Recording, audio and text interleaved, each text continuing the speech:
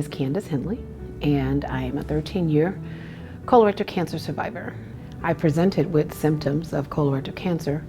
My first issue was back in December of 2002. I had constipation. I hadn't gone to the bathroom in 2 weeks, and I was at a wedding celebration, and I had to be taken to the emergency room. And when I got to the hospital, they gave me something, sent me home. Didn't check me, didn't say, you know, let's see what the reason is. They just sent me home. I went to work 2 weeks later, and I passed out on the bus. I was a bus driver for CTA, and before I was able to pull the bus out, I passed out on the steps of the bus. And they called the ambulance, took me to the emergency room again, and they thought I was having a heart attack because I was having heart palpitations. And it turns out that my blood count was 6.4. So they gave me a blood transfusion and said, check with your primary care.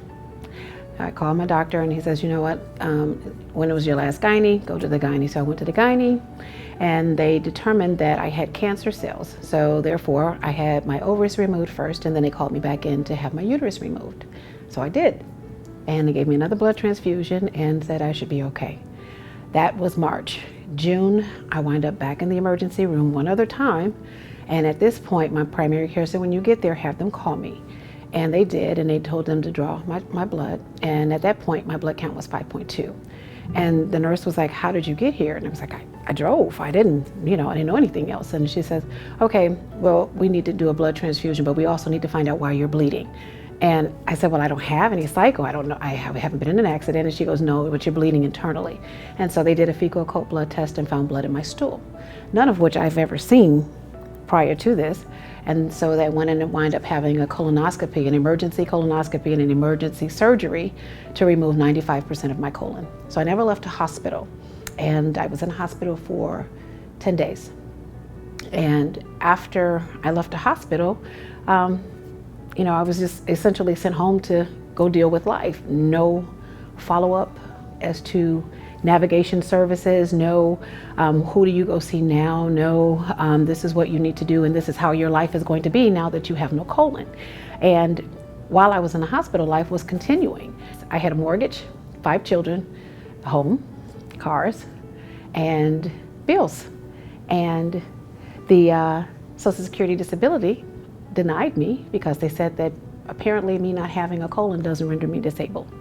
So with all of that happening, I wind up losing my house and everything, and homeless with 5 children fighting cancer.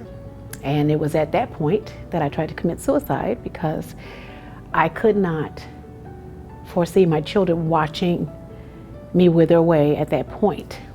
And when I was in a psych ward for 5 days, the nurse said that your children need to hear your story, and they need to know who you are from you, because everyone is going to tell their version of you. And it made sense, and I felt guilty. And my youngest was 4, so I was like, okay.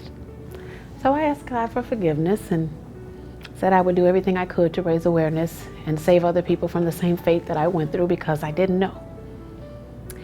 And as years went on, I became an advocate. I found ways to raise awareness. I talked about colorectal cancer, became involved in advocacy groups. And then just recently, 2 years ago, I started my foundation called the Blue Hat Foundation, which raises awareness of colorectal cancer in minority and medically underserved communities.